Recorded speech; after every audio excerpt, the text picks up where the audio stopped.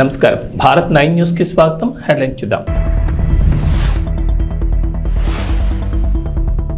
తీవ్ర ఎండలతో ఏపీటీఎస్ లో పలు జిల్లాలకు red alert. Telangana Congress manifesto విడుదల. నేడు 3 పార్లమెంట్ నియోజకవర్గాల్లో జగన్ ప్రచారం. ఏపీలో 2 రోజుల్లో 63.31 లక్షల మందికి పెన్షన్లు పంపిణీ. ఎండ వేడితో అనేక ప్రాంతాలు ఉడికిపోతున్నాయి. తెలుగు రాష్ట్రాల్లోని పలు ప్రాంతాల్లో రికార్డు స్థాయిలో ఉష్ణోగ్రతలు నమోదవుతున్నాయి. ఎండలతో ప్రజలు ఠారెత్తిపోతున్నారు. ఈ సమయంలో వాతావరణ శాఖ తాజా హెచ్చరికలు జారీ చేసింది. మరో 5 రోజుల పాటు భారీ స్థాయిలో ఉష్ణోగ్రతలు నమోదవుతాయని హెచ్చరించింది. 45 డిగ్రీలు దాటి నమోదయ్యే అవకాశం ఉందని అప్రమత్తం చేసింది. దీంతో జాగ్రత్తగా ఉండాలని నిపుణులు సూచిస్తున్నారు. రాష్ట్ర వ్యాప్తంగా ఎండలు మండిపోతున్నాయి. అలాగే 41 మండలాల్లో తీవ్రంగా, 116 మండలాల్లో మోస్తరు వడగాల్పులు వీచాయి. రాష్ట్ర వ్యాప్తంగా 183 మండలాల్లో మోస్తరు వడగాల్పులు వీస్తాయని విపత్తుల నిర్వహణ సంస్థ హెచ్చరించింది. లోక్సభ ఎన్నికల నేపథ్యంలో తెలంగాణకు కాంగ్రెస్ పార్టీ ప్రత్యేక మేనిఫెస్టోను కాంగ్రెస్ పార్టీ విడుదల చేయనుంది. ముఖ్యమంత్రి రేవంత్ రెడ్డి ఈ మేనిఫెస్టోను ఆవిష్కరించనున్నారు. కేంద్రంలో కాంగ్రెస్ పార్టీ అధికారంలోకి వస్తే తెలంగాణకు ఏమేం చేస్తామనేవి ఈ మేనిఫెస్టోలో వెల్లడిస్తారు. రాష్ట్ర విభజన హామీల అమలు, ప్రత్యేక కారిడార్లు, ఇంటర్నేషనల్ స్కూల్స్ తదితర అంశాలకు ఇందులో చోటు దక్కనుందని తెలుస్తోంది. జాతీయ కాంగ్రెస్ ఇప్పటికే న్యాయపత్ర పేరుతో మేనిఫెస్టోను విడుదల చేసింది. అయితే రేపు తెలంగాణ కాంగ్రెస్ రాష్ట్రానికి ఏం చేస్తామనే వివరాలతో మేనిఫెస్టోను విడుదల చేయనుంది. ఆంధ్రప్రదేశ్లో ముఖ్యమంత్రి వైఎస్ఆర్ కాంగ్రెస్ పార్టీ అధినేత వైఎస్ జగన్మోహన్ రెడ్డి సార్వత్రిక ఎన్నికలకు సమయం దగ్గర పడుతుండటంతో ప్రచారంలో మరింత స్పీడ్ పెంచుతున్నారు. ఈ రోజు మరో 3 నియోజకవర్గాల్లో ఆయన పర్యటించనున్నారు. 3 నియోజకవర్గాల్లో ఎన్నికల ప్రచారం నిర్వహించనున్నారు. ఇక 3 సభల్లో పాల్గొనేందుకు ఉదయమే తాడేపల్లిలోని తన నివాసం నుంచి బయలుదేరనున్నారు సీఎం జగన్. ఉదయం 10 గంటలకు నరసాపురం లోక్సభ స్థానం పరిధిలోని నరసాపురంలో ఉన్న స్టీమర్ సెంటర్లో జరిగే ప్రచార సభలో పాల్గొని ప్రసంగిస్తారు. ఆ తర్వాత మధ్యాహ్నం 12:30 నరసరావుపేట లోక్సభ స్థానం పరిధిలోని పెదకూరపాడు నియోజకవర్గంలోని క్రోసూరు సెంటర్లో జరిగే సభలో పాల్గొంటారు ముఖ్యమంత్రి వైఎస్ జగన్. ఓ మోసాల బాబు, నువ్వు ఎలాంటి వాడివో, నీ కూటమి ఎలాంటిదో చెప్పడానికి ఒక్క పాంప్లెట్ సరిపోదా అని అడుగుతా ఉన్నాను. ఇది గుర్తుందా మీ అందరికీ? ఇది 2014లో ఇదే పెద్ద మంచి చంద్రబాబు నాయుడు గారు అప్పట్లో కూటమిగా ఇదే ముగ్గురితో కలిసి, ఇదే ముగ్గురి ఫోటోలతో ముఖ్యమైన హామీలు అనంటూ మీ ప్రతి ఇంటికి ఆయన సంతకం పెట్టి పంపించాడు. ఆ రోజు 2014లో 175కు 175 అసెంబ్లీ స్థానాలు, 25 ఎంపీ స్థానాలకు 25 ఎంపీ స్థానాలు, తగ్గేదే లేదు. ఎన్నికల సమయంలో ఆంధ్రప్రదేశ్లో పెన్షన్ వ్యవహారం హాట్ టాపిక్ గా మారిపోయింది. గత నెలలో సచివాలయం దగ్గర వృద్ధులు, పెన్షన్దారులు పడిగాపులు పడాల్సిరాగా ఇక ఈ నెల చాలా మందికి బ్యాంకుల్లో నగదు జమ చేసింది ప్రభుత్వం. అయితే ఆ డబ్బుల కోసం బ్యాంకుల దగ్గర భారీ క్యూలు దర్శనమిచ్చాయి. ఒక్కసారిగా బ్యాంకులకు దగ్గరకు పెద్ద ఎత్తున తరలి రావడంతో వారికి పెన్షన్లు పంపిణీ చేయడం బ్యాంకర్లకు సవాలుగా మారింది. మరోవైపు కొన్ని సాంకేతిక కారణాలతో డబ్బులు తీసుకోకుండా వృద్ధులు వెనుదిరికి వెళ్లిపోవాల్సి వచ్చింది.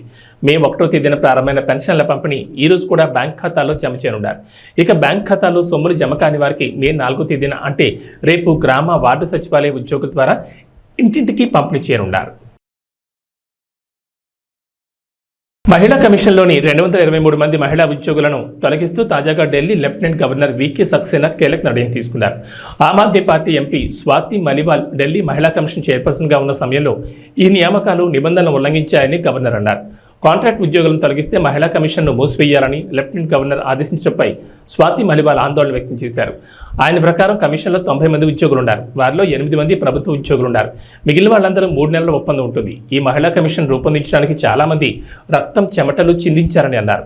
తనను జైలుకు పంపిన మహిళా కమిషన్ మూసేసే పరిస్థితి రానివ్వబోమన్నారు. అమెరికా అధ్యక్షుడు జో బైడెన్ సంచలన కామెంట్ చేశారు. భారత్ తమ దేశంలోకి విదేశీ వలసదారులను అనుమతించేందుకు భయపడుతుందని తీవ్ర ఆరోపణ చేశారు. అందుకే భారత్ వంటి దేశాల్లో ఆర్థిక అభివృద్ధి వేగంగా లేదని చురకలంటించారు. కాగా వాషింగ్టన్లో పార్టీ నిధుల సేకరణ కార్యక్రమంలో జో బైడెన్ మాట్లాడుతూ భారత్, జపాన్, చైనా, రష్యా దేశాలపై విరుచుకుపడ్డారు. ఈ దేశాలు విదేశీ వలసదారులను తమ దేశంలోకి ఆహ్వానించేందుకు భయపడుతున్నాయి. అందుకే వాటి ఆర్థిక వ్యవస్థలు వేగంగా వృద్ధి చెందకుండా ఇబ్బంది పడుతున్నాయన్నారు. కానీ అమెరికా విదేశీ వలసదారులను స్వాగతిస్తుందన్నారు.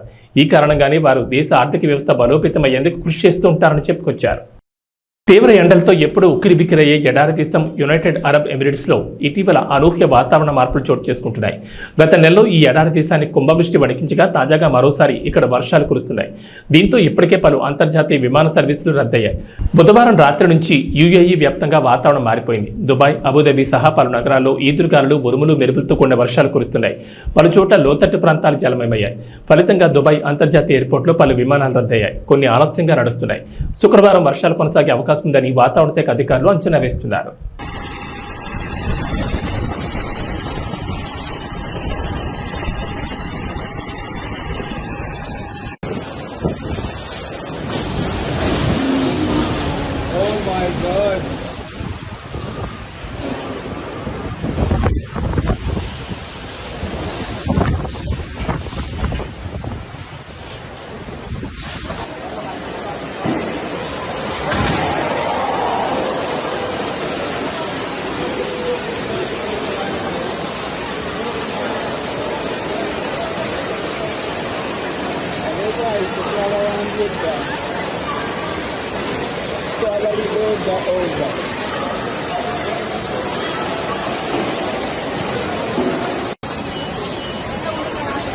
ఐపీఎల్ 2024 సీజన్ అద్భుతంగా కొనసాగుతోంది. దాదాపు సగానికి పైగా మ్యాచ్లు అయిపోయాయి. ఇప్పుడు ప్లే ఆఫ్స్ ఆసక్తికరంగా మారుతున్నాయి. దీంతో మొదటి 4 స్థానాల్లో ఉండాలని ఆయా టీంలు తహతహలాడుతున్నాయి. కాగా గురువారం Sunrisers Hyderabad team Uppal వేదికగా రాజస్థాన్ రాయల్స్తో తలపడింది. ఈ మ్యాచ్ చివరి పంతి వరకు ఉత్కంఠగా సాగింది. 202 భారీ లక్ష్యంతో బ్యాటింగ్ దిగిన రాయల్స్ కేవలం ఒక్క పరుగు తేడాతో ఓడిపోయింది. దాంతో హైదరాబాద్ టీం ఐపీఎల్ పాయింట్ల పట్టికలో 4వ స్థానానికి చేరుకుంది. బంగ్లాదేశ్తో టీ20 సిరీస్లో భారత్ అమ్మాయిలు దూకుడు కొనసాగిస్తున్నారు. మరో 2 మ్యాచ్లు మిగిలి ఉండగానే 5 టీ20ల సిరీస్ను 3-0తో కైవసం చేసుకున్నారు. గురువారం 3వ టీ20లో టీమిండియా 7 వికెట్ల తేడాతో ఆతిథ్య జట్టును చిత్తు చేసింది. మొదట బౌలర్లు కట్టుదిట్టంగా బౌలింగ్ చేయడంతో బంగ్లా 20 ఓవర్లలో 8 వికెట్లకు 117 పరుగులు చేయగలిగింది. కొత్తపేట నియోజకవర్గం పలు గ్రామాల్లో బండారు సత్యానందరావు ప్రచారం భారీ జనసందోహం మధ్య కొనసాగుతోంది. తెలుగుదేశం పార్టీ మేనిఫెస్టో ప్రకటించడంతో మేనిఫెస్టోలోని పథకాలు ప్రజలను ఆకర్షిస్తున్నాయి. దానికి తోడు అన్నదమ్ముల కలయిక కూటమి అభ్యర్థి బండారు సత్యానందరావుకు విజయాన్ని తెచ్చిపెడుతుందని స్థానికులు అంటున్నారు. నియోజకవర్గంలో 4 మండలాల్లో జనసేన, తెలుగుదేశం, భారతీయ జనతా పార్టీ కార్యకర్తలు ఉత్సాహంతో స్వచ్ఛందంగా బండారు గెలుపు కృషి చేస్తున్నారు. కులమతాలకు అతీతంగా అందరినీ కలుపుకుని పనిచేసే వ్యక్తి, సౌమ్యుడిగా పేరొందిన వ్యక్తి బండారు సత్యానందరావు అని ప్రజల్లో నమ్మకం కలిగిందంటున్నారు. గతంలో బండారు సత్యానందరావు 2 సార్లు నియోజకవర్గంలో ఎమ్మెల్యేగా పనిచేసి పలు అభివృద్ధి కార్యక్రమాలకు శ్రీకారం చుట్టారు.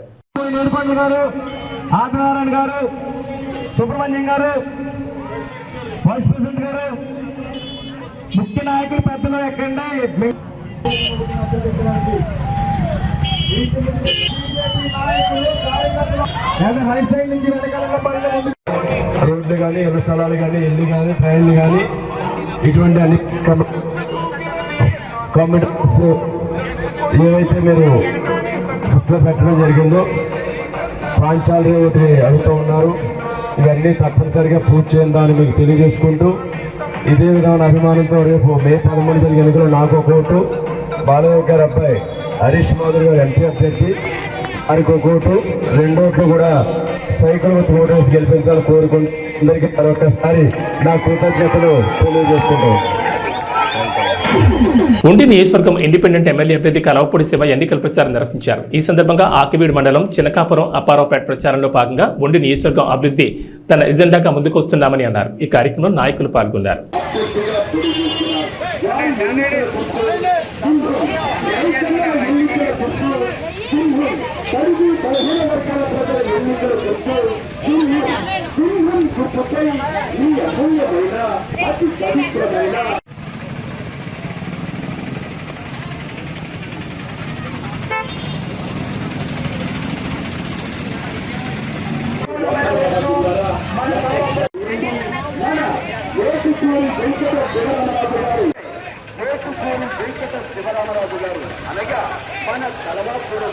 ముద్రగడ పద్మనాభం వ్యవహార శైలిని కూతురు క్రాంతి వ్యతిరేకించారు. కేవలం పవన్ కళ్యాణ్ తిట్టడానికే ముద్రగడని జగన్ వాడుతున్నారని ఆవేదన వ్యక్తం చేశారు.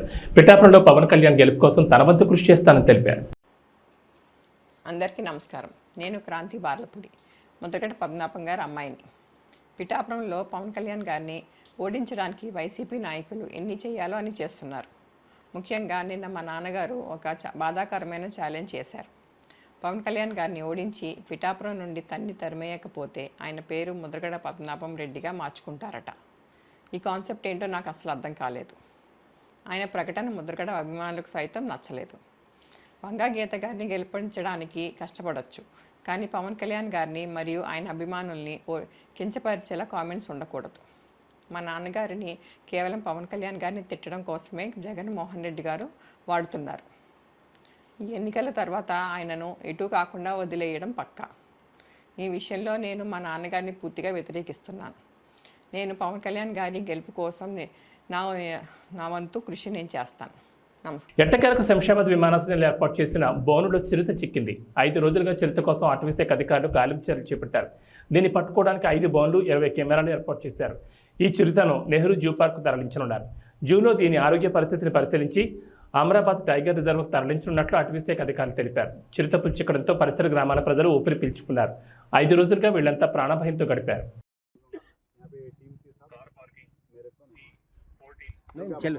चलो sir, we will move. Come. Thank you.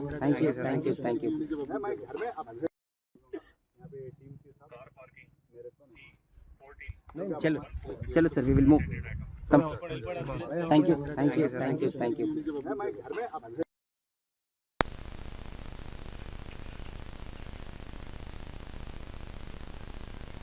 కులం లేదని, మతం లేదని, గ్రామాల్లో శాంతి కావాలి, అభివృద్ధి చెందాలి, సుభిక్షంగా ఉండాలి అన్నదే నా లక్ష్యమని మాజీ ఎమ్మెల్యే నల్లమిల్లి రామకృష్ణారెడ్డి అన్నారు. ఈ సందర్భంగా ఎన్నికల ప్రచారం నిర్వహించారు. అదేవిధంగా పెదపూడి మండలం నుంచి రామశేఖర్ గారు కూడా కొన్ని విషయాలు చెప్పారు. ముఖ్యంగా వాళ్ళ గ్రామంలో జరిగిన దాడుల గురించి చెప్పారు. వాళ్ళ గ్రామం ఎంత అరాచకమైన గ్రామం ఆయనకి తెలుసు, అందరికీ తెలుసు. నేను శాసనసభ్యుడిగా ఎన్నికైన తర్వాత ఆ దాడుల్ని ఎంత సమర్థవంతంగా అణిచివేశానో కూడా వారికి తెలుసు. ఇక్కడ కులం లేదు, మతం లేదు, గ్రామంలో శాంతి కావాలి, గ్రామం అభివృద్ధి చెందాలి, గ్రామం సుభిక్షంగా ఉండాలి, అదే నా ఏకైక లక్ష్యం అని కూడా ఈ సందర్భంగా మీ అందరికీ తెలియజేస్తా ఉన్నాను. అదేవిధంగా తప్పుడు అభిప్రాయాలు వస్త్రా ఉన్నాయి అనేది వారు చెప్పారు. అది ఖచ్చితంగా 100% జరుగుతూ ఉన్న వ్యవహారం. అదే కొన్ని విషయాల్లో అపోహలు సృష్టించి తద్వారా వ్యక్తులను విడదీయాలని, వ్యవస్థలను విడదీయాలని, కులాల మధ్య, మతాల మధ్య విభేదాలు రెచ్చగొట్టాలని కొంతమంది ప్రయత్నం చేస్తూ ఉంటారు. దాన్ని మీరెవ్వరూ పట్టించుకోవద్దు అనేది కూడా ఈ సందర్భంగా మా గత చరిత్ర చూశారు. మా తండ్రి గారు ఏ విధంగా పనిచేశారో, నేను ఏ విధంగా పనిచేశానో మీ అందరికీ తెలుసు. అదేవిధంగా తెలుగుదేశం పార్టీ, భారతీయ జనతా పార్టీ పొత్తు ఉన్నప్పటికీ కూడా రాష్ట్రంలో ఏ విధంగా నందమూరి తారక రామారావు గారి పరిపాలన చేశారో, చంద్రబాబు నాయుడు గారి పరిపాలన చేశారో కూడా మీకు చరిత్ర ఉంది. ఆ చరిత్ర ఆధారంగా మాత్రమే నేను ఇవాళ మీ ముందుకు వచ్చి ఇవి అభిప్రాయాలు వ్యక్తం చేయడం జరుగుతూ ఉంది. అదేవిధంగా మండల కేంద్రాల్లో క్రిస్టియన్స్కి కమ్యూనిటీ హాల్స్ కావాలనేది వారు కోరారు. అది బెక్కవోలుకు సంబంధించి ఆ రోజు ప్రయత్నం చేశాం. చివరికి వచ్చేపాటికి అక్కడ ఉన్నది ఒక భవనాన్ని దాన్ని పూర్తిగా రెనోవేట్ చేసి అది ఇవ్వడానికి అంతా రెడీ చేసిన సందర్భంలో ప్రభుత్వం మారడం, అది మరుగున పడిపోవడం కూడా జరిగింది. తప్పనిసరిగా రేపు రాబోయే ప్రభుత్వంలో, ఎన్డీఏ ప్రభుత్వంలో తప్పనిసరిగా మండల కేంద్రాల్లో క్రిస్టియన్స్కి కమ్యూనిటీ హాల్స్ నిర్మాణానికి తప్పనిసరిగా కృషి చేస్తానని కూడా ఈ సందర్భంగా మీ అందరికీ హామీ ఇస్తా ఉన్నాను. అదేవిధంగా పాస్టర్స్కి పక్కా ఇల్లు నిర్మాణం గురించి కూడా వారు ప్రస్తావించడం జరిగింది. ఆ సమస్య ఎందుకంటే పక్కా ఇల్లు అనేది బడుగు బలహీన వర్గాల వారికి అందరికీ ఇచ్చేదే. దాంట్లో తప్పనిసరిగా పాస్టర్స్ని కన్సిడరేషన్ తీసుకుని మరి ఏదైతే ఇవాళ ఇక్కడ ఒక సంఘంగా పెద్దలందరూ వేదిక మీద ఉన్నారు, వీళ్ళందరి సలహా సూచనల మేరకు ఎవరెవరు అర్హులు ఉన్నారో అందరికీ పక్కా ఇళ్ళు కేటాయించడానికి నాకు ఎటువంటి అభ్యంతరం లేదు. దానికి తప్పనిసరిగా కృషి చేస్తానని కూడా ఈ సందర్భంగా తెలియజేస్తా ఉన్నాను.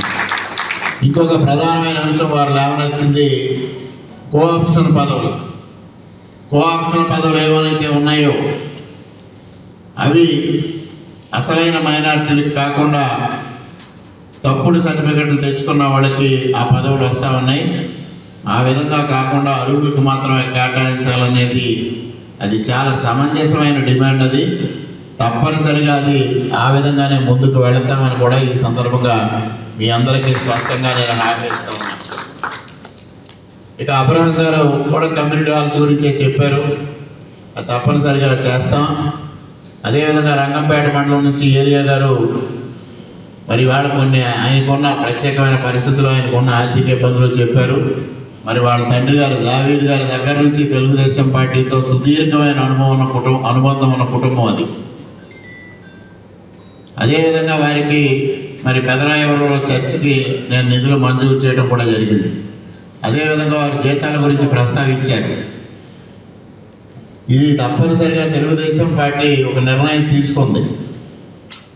ప్రతి నెల 5,000 రూపాయలు జీతాలు ఇవ్వాలనేది నిర్ణయం తీసుకుంది. వారు చెప్పారు దాన్ని మేనిఫెస్టోలో పెట్టలేదని. ఇది వచ్చిందంతా డీటెయిల్డ్ మేనిఫెస్టో కాదు, ప్రధానమైన అంశాలు మాత్రమే తెలియజెప్పడం జరిగింది. దాంట్లో కూడా సూపర్ 6లో కూడా పాస్టర్లని గుర్తించడం, వారికి తగిన జీతాలు ఏర్పాటు చేయడం అనేది కూడా సూపర్ 6లో ఆ కార్యక్రమం కూడా ప్రకటించారు. అదేవిధంగా పెన్షన్లకు సంబంధించి బీసీలకి 50 సంవత్సరాలు అన్నారు, అది దళితులకు కూడా వర్తిస్తుంది అనేది ఈ సందర్భంగా మీ అందరికీ సవినయంగా తెలియజేసుకుంటూ ఉన్నాను. ఇక ఎవరైతే ఇక్కడ రెచ్చగొడుతున్న వ్యక్తులు ఉన్నారో, రామకృష్ణారెడ్డి బీజేపీకి వెళ్ళాడు, అందువల్ల ఇబ్బందులు వస్తాయేమో అని మాట్లాడే వ్యక్తులు చరిత్ర ఒక్కసారి చూడండి, నా చరిత్ర చూడండి, మీ అందరికీ తెలిసిందే. ఇది పారదర్శకంగా ఉన్నదే ఇదంతా. ఇక్కడ ఈ నియోజకవర్గంలో తూర్పుగోదావరి జిల్లాలో పోలీసులు భారీగా నగదును సీజ్ చేశారు. గోపాలపురం మండలం జగన్నాథపురం గ్రామ శివార్లోని అంతర్ జిల్లాల చెక్పోస్ట్ వద్ద తనిఖీలు నిర్వహించారు. ఈ క్రమంలో హైదరాబాద్ నుంచి విశాఖపట్నం వెళ్తున్న ప్రైవేట్ ట్రావెల్స్ బస్సులో తరలిస్తున్న 2.40 కోట్ల నగదును పోలీసులు గుర్తించారు. దానికి సంబంధించి ఎలాంటి ఆధారాలు లేకపోవడంతో సీజ్ చేసినట్లు దేవరపల్లి సర్కిల్ సిఐ బాలసురేష్ బాబు తెలిపారు.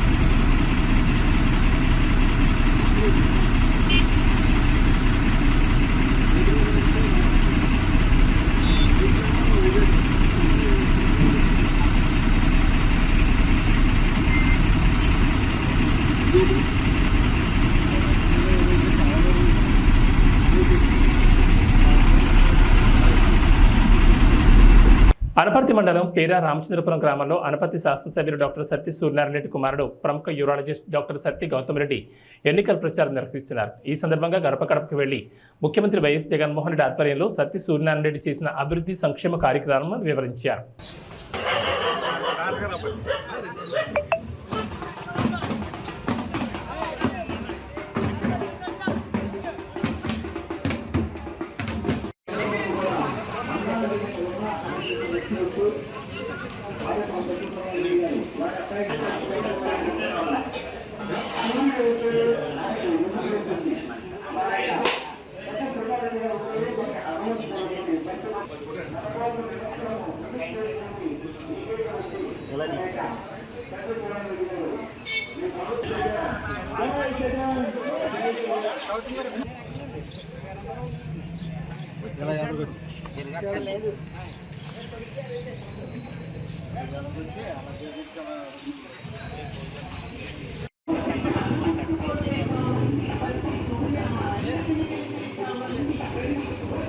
అనపర్తి మండలం దొప్పలపూడి గ్రామంలో అనపర్తి ఎమ్మెల్యే డాక్టర్ సత్తి సూర్యనారాయణ రెడ్డి మరియు సతీమణి ఆదిలక్ష్మి ఎన్నికల ప్రచారం నిర్వహించారు.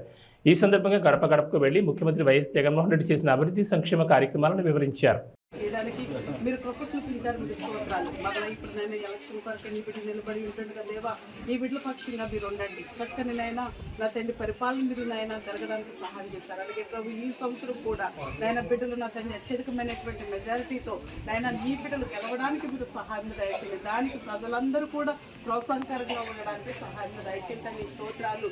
ఒక మంచి నాయకుల్ని మేము ఎన్నుకోవడానికి ప్రభువా నాయన ప్రతి ఒక్కరికి నీ జ్ఞానమును ఆలోచన మీరు దయచేయవలసిందిగా నేను అడుగుచున్నాం. నైనా ప్రతిరోజు కూడా మా అధికారుల కొరకు నైనా అందరి కొరకు మేము ప్రార్థన చేస్తున్నాం. ఇదిగో నీ బిడ్డల నిమిత్తమై ఇప్పుడు ప్రార్థిస్తుంటుండగా దేవా నీ బిడ్డలను మీరు దీవించండి, ఆశీర్వదించండి, వారి ఆలోచనలన్నింటినీ సఫలపరచండి. వీరితో ప్రయాణం చేస్తున్న బిడ్డలందరికీ మీ కాపుదలు ఇచ్చి నడిపించండి. నైనా నా తండ్రి అత్యధికమైనటువంటి మెజారిటీతో నీ బిడ్డలు గెలవడానికి సహాయం దయచేయండి. యాడికి మండలంలోని వేములపాడు, నగరూరు గ్రామాల్లో రోడ్ షోను తాడిపత్రి నియోజకవర్గ టీడీపీ అభ్యర్థి జేసీ అసెంబ్లీ నిర్వహించారు. ఈ సందర్భంగా గ్రామస్తులు వైసీపీ ప్రభుత్వం వచ్చాక గండికోట నుంచి వచ్చే మంచినీళ్లు మురిగ్గా వస్తున్నాయని అన్నారు. అస్మిత్ రెడ్డి టీడీపీ ప్రభుత్వం వచ్చాక గండికోట నుంచి వచ్చే మంచినీళ్లు తెప్పిస్తామని మాట ఇచ్చారు. ఈ కార్యక్రమంలో టీడీపీ మాజీ MP JC Divakar Reddy, senior నాయకులు పాల్గొన్నారు. నేను ఈరోజు ఎవరిని తిట్టను, నాకు అవసరం లేదు, ఒక్కరిని ఒక మాట అనను. నేను కేవలం మనం ఏం చేశాము, రేపు మన ప్రభుత్వం వస్తే ఏం చేయబోతాం తప్ప అవి తప్ప నేను ఏమీ మాట్లాడదలుచుకోలేదు. నేను ఈరోజు నేను గ్రామ గ్రామం తిరిగాను. దాదాపు 1994, 95 ఆ ప్రాంతంలోనే ఎప్పుడైతే పెదనాన్న గారు రోడ్స్ అండ్ బిల్డింగ్ మినిస్టర్ ఉన్నాడు అప్పుడే మీకు ప్రతి గ్రామానికి రోడ్లు వేశారు. అవునా కాదా? ఎక్కడా లేని విధంగా ఎక్కడి నుంచో ప్రతిసారి ప్రతి ఊర్లో కొత్త కోడ్లు వచ్చారు. కొత్తగా వచ్చిన వాళ్ళు ఉన్నారు ఊళ్ళలో.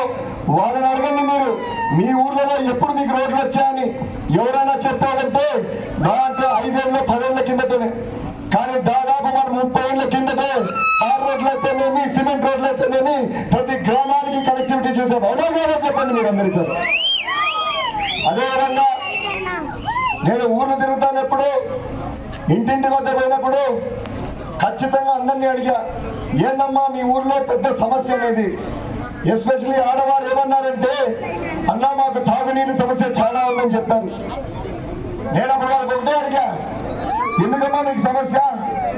మీకు గండికోట నీళ్ళున్నాయి, అదేవిధంగా అంతకుముందు చాగళ్ళు నీళ్ళున్నాయని చెప్పి అడిగాను. వాళ్ళు ఒకటే అడిగారు నాతో, అన్నా మాకు గండికోట నీళ్ళున్నాయి కానీ గండికోట నీళ్ళలో చాలా మురికి వస్తుందని చెప్పారు. అన్నా నేను అడుగుతాను అందరినీ, 5 ఏళ్ల కిందట ఎప్పుడైతే మేము ప్రాజెక్ట్ చేపట్టామో అప్పుడు కూడా మీకు మురికి నీళ్ళు వచ్చాయా? నాకు తెలిసి మీకు రాలేనప్పుడు మురికి నీళ్ళు. కేవలం మీకు ఒకటే చెప్తా, దానికి కారణం ఏంటంటే ఈ 5 ఏళ్ల సంవత్సరాల్లో ఎప్పుడైతే ఏదైతే వైకాపా ప్రభుత్వం ఉందో వారి నిర్లక్ష్యం వల్ల మెయింటెనెన్స్ లేక ఖచ్చితంగా ప్రతి దగ్గర ప్రాబ్లం వచ్చి మీకు మురికి నీళ్ళు వస్తున్నాయి.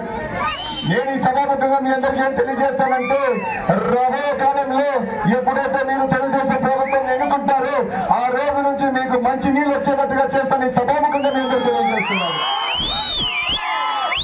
అదేవిధంగా చాలా మంది నా దగ్గరకు వచ్చారు, అలా గండికోట నీళ్ళు మురికిగా ఉన్నాయి, మాకు గండికోట నీళ్ళు వద్దు, మాకు అంతకుముందు చాగళ్ళు పైప్ లైన్ ఉంది, ఆ నీళ్ళు ఇప్పేమని చెప్పి. నేను ఒకటే చెప్తున్నా మీ అందరికీ, అన్నా నేను గండికోట నీళ్ళన్నా బాగా చేస్తాను, మీకు చాగళ్ళ నీళ్ళన్నా ఇస్తాను, ఏదో ఒకటైతే ఖచ్చితంగా నేను ఈ సభాముఖంగా మీ అందరికి చేస్తాను తెలియజేస్తున్నాను అన్నా. అదేవిధంగా ముఖ్యంగా నాకు ఏం చెప్పారంటే, ఎస్సీ కాలనీలో ఒక రోడ్డు సమస్య ఉంది పెద్దది ఎప్పటి నుంచో. అన్నా ఈ రోడ్డు సమస్య ఏదో కొత్తగా కాదు, 2018, 19 ప్రాంతాల్లో ఎప్పుడైతే మన ప్రభుత్వం ఉండదో అప్పుడే నా దృష్టికి తీసుకొచ్చారు. కానీ ఒక చిన్న సమస్య వల్ల ఆ రోడ్డు చేపట్టలేకపోయినాం.